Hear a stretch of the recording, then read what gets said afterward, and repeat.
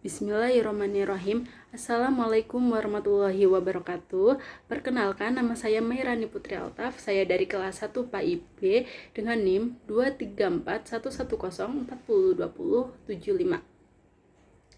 Di sini saya akan menjelaskan sejarah Islamisasi di Banyumas.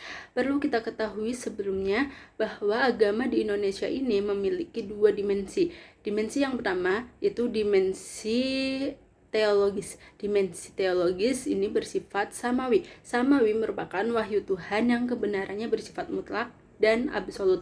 Yang kedua ada dimensi historis. Dimensi historis merupakan dimensi yang di dalamnya terdapat ruang sosial, budaya, dan lingkungan yang berkembang secara dinamis. Dalam konteks kebudayaan, masyarakat Jawa dibagi menjadi dua, yaitu penduduk pesisir. Penduduk pesisir ini penduduk yang bekerja sebagai pedagang dan nelayan. Yang kedua itu daerah pedalaman. Daerah pedalaman ini yang memiliki corak kejawen berpusat pada kota kerajaan Yogyakarta dan Surakarta serta keresidenan di Banyumas, Kedu, Malang, dan Madiun. Materi yang pertama ini mengenai tentang kehidupan sosial politik. Sejarah masyarakat Banyumas sebelum adanya Islam itu tidak bisa dipisahkan oleh dua kerajaan yang menguasai bumi Jawa, yaitu Kerajaan Majapahit yang berada di Jawa Timur dan Kerajaan Pajajaran yang berada di Jawa Barat. Alur Kerajaan Majapahit dapat ditelusuri pada sejarah berdirinya Kadipaten Wirasaba I pada abad ke-15, sedangkan alur Kerajaan Pajajaran dapat ditemukan pada sejarah berdirinya Kadipaten Pasir Luhur pada abad 14 sampai 15. Dalam Babad Wirasaba diceritakan mengenai asal-usul Jakakatuhu dan Raden Paguwon atau Adipati Wirahudaya yang saat itu menjadi Adipati I di Kadipaten Wirasaba I pada abad ke-15. Sementara dalam Babad Pasir Luhur Napaktilas itu dapat dilacak pada zaman Kerajaan Pakuan Parahyangan atau Pajajaran di Jawa Barat bagian timur yang pada saat itu kepemimpinan Sri Prabu Langgawesi Dewan Niskala pada tahun 1466 sampai 1474 dan putranya yang bernama Sri Prabu Linggawastu Ratu Purana Jaya Dewata pada tahun 1474 sampai 1513. Sri Prabu Linggawastu memiliki 4 putra yang mana salah satu putranya ini menjadi bagian dari cerita Pasir Luhur. 4 putra Sri Prabu Linggawastu tersebut yaitu ada Raden Harya Banyak Catra, Raden Harya Banyak Blabur, Raden Harya Banyak Ngampar, dan Dewi Rena Pamekas. Nah, salah satu putra Sri Prabu Linggawastu yang ada yang menjadi identitas penting sebagai alat penghubung silsilah Kadipaten Pasir Luhur, wilayah Barat Purwokerto dengan Kerajaan Pajajaran antara abad 1 sampai 6. Putra tersebut bernama Raden Harya Banyak Catra. Sebenarnya banyak nama-nama kerajaan yang memakai kata Galuh selain Kerajaan Galuh Purba. Kerajaan-kerajaan tersebut diantaranya ada Kerajaan Galuh Rahyang berlokasi di Brebes, beribu kota di Medang Pangramesan. Yang kedua, Kerajaan Galuh Kalangon berlokasi di Roban, beribu kota di Medan Pangramesan juga. Yang ketiga, Kerajaan Galuh Laleyan berlokasi di Cilacap, beribu kota di Medang Kamulan. Yang keempat, Kerajaan Galuh Tanduran berlokasi di Pananjung, beribu kota di Bagolo. Yang kelima, Kerajaan Galuh Kumara berlokasi di Tegal, beribu kota di Medang Kamulian. Yang keenam, Kerajaan Galuh Pataka berlokasi di Ngalacah, beribu kota di Pataka. Yang ketujuh, Kerajaan Galuh Nagara Tengah berlokasi di Cineang, beribu kota di Bojong Lopang.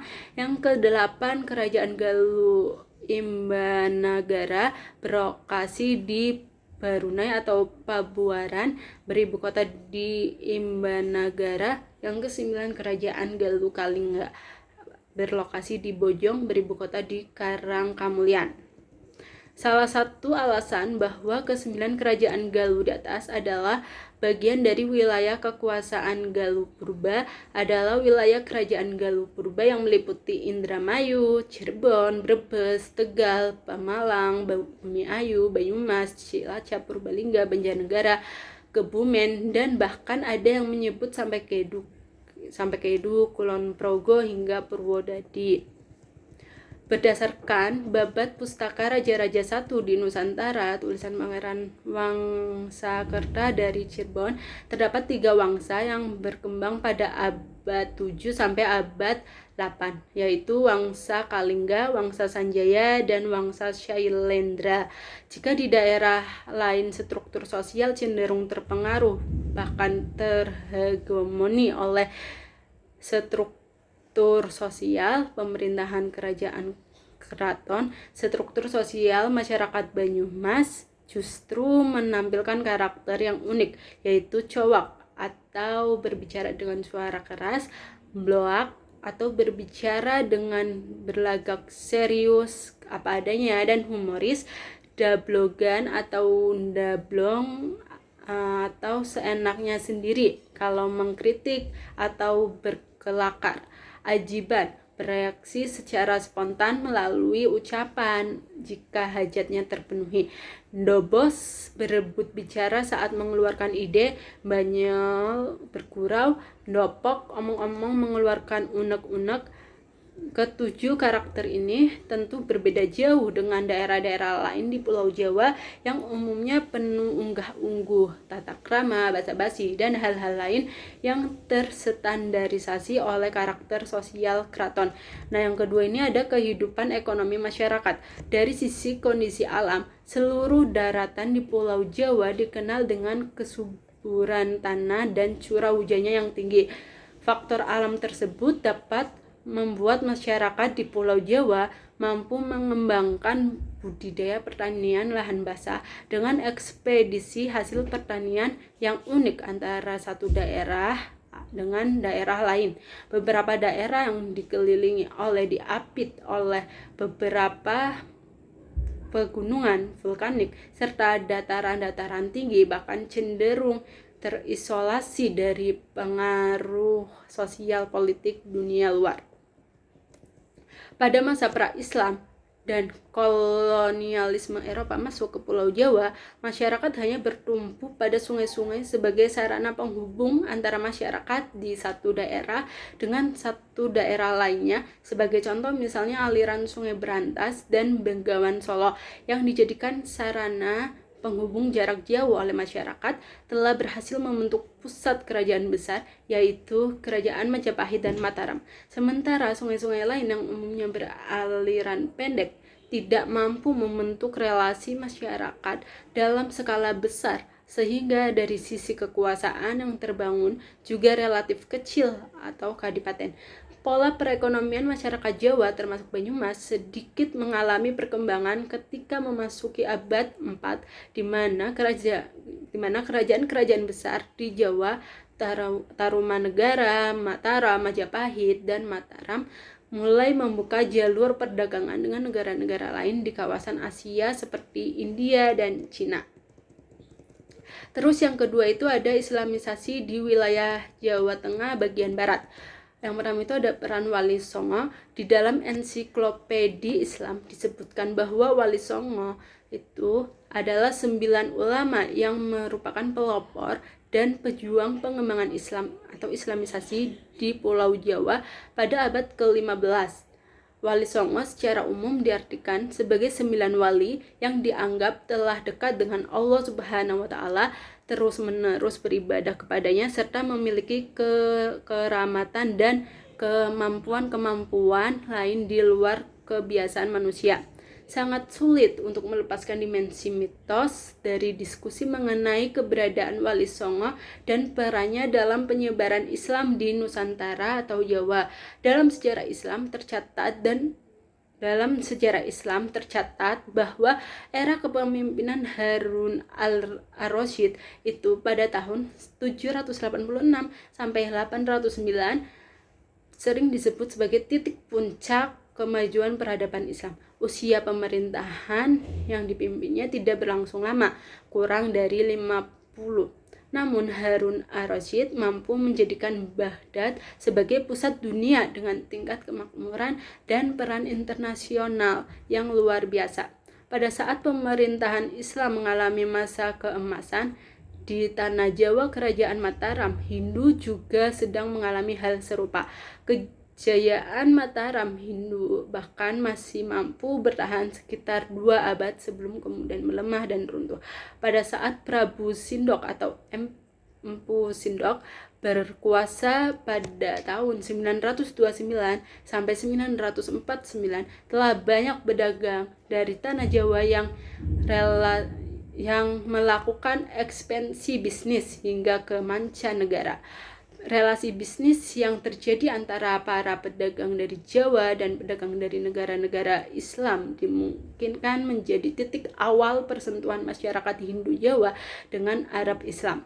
Hal ini bisa dibuktikan dengan adanya makam Fatimah binti Maimun bin Hibatullah di daerah Leran yang meninggal pada tahun 1082 Masehi. Keberadaan makam Fatimah binti Maimun semakin memperkuat pendapat yang menyatakan bahwa interaksi antara Jawa Arab sudah berlangsung jauh sebelum kedatangan Wali Songo. Sayangnya, riset tentang sosok Fatimah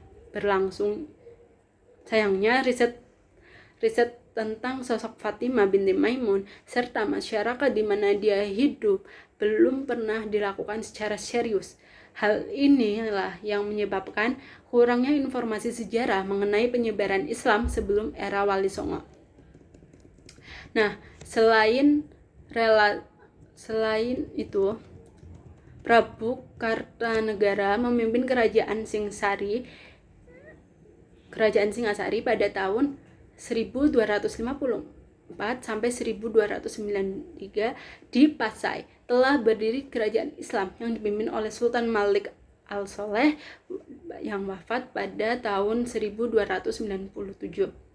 Sebelum kedatangan orang-orang Islam dari tanah Arab maupun Gujarat, kondisi politik di tanah Jawa sedang mengalami krisis yang diakibatkan oleh konflik antar agama. Berdasarkan cerita sejarah, Fatimah binti Maimun hidup bertepatan dengan masa akhir kekuasaan Mataram Hindu. Pada saat itu terjadi konflik keagamaan antara Hindu dan Buddha yang mengakibatkan runtuhnya kekuasaan Mataram Hindu pada rentang antara tahun 1082 sampai 1404. Terjadi beberapa kali peralihan pusat kekuasaan di tanah Jawa, mulai dari Medang ke Kahuripan, Jenggala, Mamenang, Kediri, Singasari, hingga akhirnya Majapahit. Hinduisme itu merupakan representasi keyakinan agama para penguasa, sementara Hindu Siwa banyak dianut oleh rakyat biasa dan para pendeta. Pada era Majapahit berkuasa, konflik antar agama tidak juga mereda. Konflik ini justru semakin menguat dan melahirkan beberapa kali pemberontakan pada saat Majapahit dipimpin oleh Prabu Jayanegara. Suasana politik yang tidak stabil di tanah Jawa dimanfaatkan oleh banyak kalangan untuk memperkuat pengaruh baik politik, ekonomi, sosial, maupun keagamaan. Salah satunya adalah yang dilakukan oleh Sultan Muhammad I dari Turki yang mendapatkan laporan dari para saudagar Gujarat bahwa di wilayah Jawa jumlah umat Islamnya masih sangat sedikit dan belum memiliki kemampuan untuk melakukan dakwah secara masif. Atas usulan dari para saudagar tersebut, Sultan Muhammad I kemudian membentuk tim ekspedisi dakwah ke tanah Jawa yang dipimpin oleh Maulana Malik Ibrahim. Bersama dengan 8 anggota tim yang lain, pada tahun 1404, Maulana Malik Ibrahim berangkat ke Tanah Jawa untuk melakukan ekspedisi dan ekspansi dakwah. Misi utama dakwah dari tim ini adalah melakukan dakwah Islam dengan menonjolkan sisi moralitas, pembangunan ekonomi, dan masalah keamanan pada masyarakat Jawa yang pada waktu itu sedang dilanda krisis moral, keamanan, dan ekonomi. Strategi dakwah Sultan Turki ke Tanah Jawa nampaknya membawa hasil gemilang. Setelah 15 tahun, Maulana Malik Ibrahim bersama timnya bekerja, daerah di sekitar Majapahit, Gresik, dan Tuban sudah nampak hijau dengan tumbuh-tumbuhan produktif yang mampu meningkatkan perekonomian masyarakat menjadi lebih baik dari sebelumnya. Keberadaan Maulana Malik Ibrahim bersama timnya itu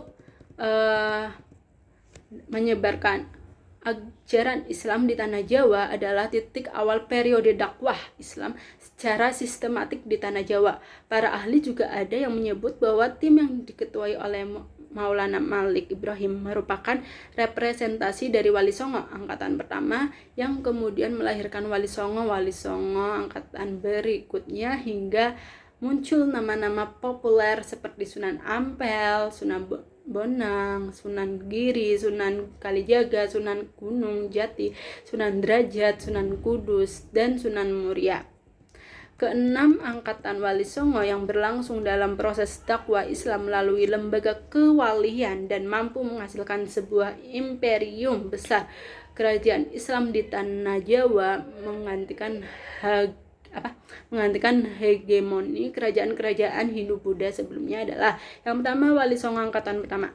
Tim ini adalah merupakan tim pertama yang dikirim oleh Sultan Muhammad I untuk melakukan ekspansi dakwah ke Tanah Jawa. Tim ini dipimpin oleh Maulana Malik Ibrahim yang beranggotakan yang pertama ada Maulana Ishaq, berasal dari Samarkand, ahli pengobatan, wilayah dakwahnya Jawa Timur, dan sempat pindah ke Singapura serta Pasai pada usia tuanya serta wafat di Pasai.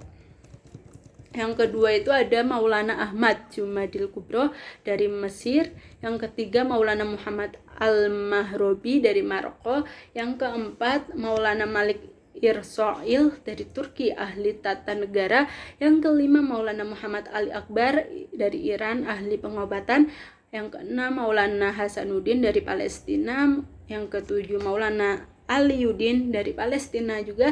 Yang kedelapan itu Syekh Subakir dari Iran, ahli mengusir jin dan makhluk halus. Yang kedua itu Wali Songo angkatan kedua pada tahun 1419. Maulana Malik Ibrahim wafat. Ini berakibat pada hilangnya sosok pemimpin dalam tubuh tim 9 bentukan Sultan Muhammad I.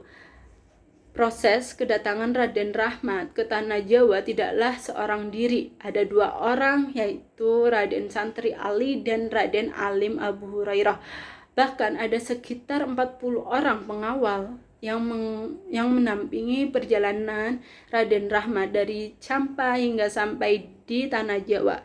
Pertimbangan anggota tim mengangkat Raden Rahmat sebagai ketua nampaknya sangat tepat. Salah satunya adalah dengan memberikan sebidang tanah di daerah Ampel kepada Raden Rahmat untuk dijadikan pusat kegiatan dakwah. Susunan anggota tim 9 pasca kedatangan Raden Rahmat berubah menjadi yang pertama Raden Rahmat ketua, yang kedua Maulana Ishaq, yang ketiga Maulana Ahmad Jumadil Kubro, yang keempat Maulana Muhammad Al-Mahrobi, yang kelima Maulana Malik Israil, yang keenam Maulana Muhammad Ali Akbar, yang ketujuh Maulana Hasanuddin, yang kedelapan Maulana Aliuddin, yang kesembilan Syekh Subakir. Nah, selanjutnya Wali Songo angkatan ketiga. Pada abad 1435 ada 2 orang dari anggota Wali Songo angkatan kedua yang wafat, yaitu Maulana Malik Israil dan Maulana Muhammad Ali Akbar. Permohonan untuk didatangkan 2 orang juru dakwah baru yang diajukan oleh Wali Songo dikabulkan oleh Sultan Turki yang pada tahun 1436 mendatangkan Sayyid Ja'far Shodiq, dan Syarif Hidayatullah. Dengan demikian, tim Wali Songo angkatan ketiga terdiri dari Raden Rahmat Sunan Ampel berkedudukan di Surabaya, Maulana Ishaq dari Jawa Timur, Maulana Ahmad Jumadil Kubro dari Jawa Timur, Maulana Muhammad Al-Mahrobi dari Jawa Tengah, Ja'far Shodiq berkedudukan di Kudus dan kemudian dikenal dengan nama Sunan Kudus. Yang keenam, Syarif Hidayatullah dari Jawa Barat. Yang ke-7, Maulana Hasanuddin dari Banten. Yang ke-8, Maulana Aliuddin dari Banten. Yang ke-9, Syekh Subakir dari Jawa Tengah. Selanjutnya, Wali Songo angkatan keempat. Memasuki pertengahan abad ke-15, jumlah masyarakat Jawa yang sudah memeluk Islam sangat banyak. Pada tahun 1462, Maulana Hasanuddin dan Maulana Aliuddin meninggal dunia, sedangkan Syekh Subakir dan Maulana Ishaq meninggal tanah Jawa. Untuk pengisi formasi anggota yang kosong, Dewan memasukkan Raden Mahdum Ibrahim, putra dari Sunan Ampel, Raden Paku, putra Maulana Ishaq, Raden Qasim, putra Sunan Ampel, dan Raden Mas Sayyid, putra dari Adipati Tuban. Dengan demikian, formasi Dewan atau formasi Wali Songo angkatan keempat terdiri dari Sunan Ampel, ketua berkedudukan di Surabaya, Mahdum Ibrahim bertempat di daerah Bonang, Tuban, dan kemudian terkenal dengan nama Sunan Bonang. Yang ketiga, Maulana Ahmad Jumadil Kubro, Mojokerto, Maulana Ahmad Al-Mahrobi, Jatinom, Klaten, Jawa Tengah, Ja'far Shodiq Sunan Kudus, Syarif Hidayatullah Cirebon, kemudian dikenal dengan nama Sunan Gunung Jati, Raden Paku Gresik, kemudian terkenal dengan nama Sunan Giri, Raden Qasim Lamongan, kemudian dikenal dengan nama Sunan Derajat, Raden Mas Syahid Kadilangu Demak, kemudian dikenal dengan nama Sunan Kalijogo. Ada beberapa hal menarik terkait dengan formasi Dewan Wali Songo keempat, yaitu pertama, terdapat 2 orang anggota Dewan yang berasal dari angkatan pertama, yaitu Maulana Ahmad Jumadil Kubro dan Maulana Al-Mahrobi. Yang kedua, beberapa dari anggota Dewan berasal dari putra bangsawan Tanah Jawa. Yang ketiga, muncul sosok Syekh Siti Jenar yang oleh beberapa kalangan disebut sebagai anggota dari Dewan Wali Songo angkatan keempat. Yang selanjutnya itu Wali Songo angkatan kelima. Sekitar tahun 1466, Dewan Wali Songo kembali melakukan sidang untuk membahas berbagai persoalan, utamanya menentukan pengganti dari Maulana Jumadil Kubro dan Maulana Al-Mahrobi, serta menentukan pengganti dari Sunan Ampel sebagai ketua Dewan yang sudah memasuki usia tua. Sebagai pengganti ketua, Dewan menyepakati Sunan Giri pengganti Sunan Ampel. Adapun 2 anggota Dewan yang wafat digantikan oleh Raden Hasan atau Raden Fatah dan Fathullah Han, putra dari Sunan Gunung Jati. Dengan demikian, formasi Dewan Wali Songo angkatan kelima yaitu Sunan Giri sebagai ketua, Sunan Ampel, Sunan Bonang, Sunan Kudus, Sunan Gunung Jati, Sunan Derajat, Sunan Kalijaga, Raden Fatah, Fathullah Han. Yang terakhir itu angkatan ke-6. Formasi Dewan Wali Songo angkatan ke-6 tidak mampu bertahan lama, terutama setelah pada tahun 1478 Raden Fatah dilantik menjadi Sultan Demak Bintara serta meninggalnya Sunan Gunung Jati. Dengan demikian, formasi lengkap Wali Songo angkatan ke-6 adalah Sunan Giri, Sunan Ampel, Sunan Bonang, Sunan Kudus, Sunan Gunung Jati, itu Fathullah Han, Sunan Derajat, Sunan Kalijogo, Sunan Muria, Raden Umat Syahid berkedudukan di lerang Gunung Muria, Sunan Pandanaran berkedudukan di Tambayat, Klaten. Dan meskipun demikian, dalam konteks penyebaran Islam bisa dipastikan bahwa tidak ada wilayah Jawa yang belum tersentuh oleh ajaran Islam melalui kiprah Dewan Wali Songo. Nah, mungkin itu saja penjelasan singkat dari Mairani. Kurang lebihnya mohon maaf apabila ada kata-kata yang kurang berkenan, ada kata-kata yang salah. Mairani mohon maaf karena kesalahan datang dari diri Mairani dan kebenaran datang dari Allah Subhanahu wa taala. Billahi taufiq wal hidayah, fastabiqul khairat. Wassalamualaikum warahmatullahi wabarakatuh.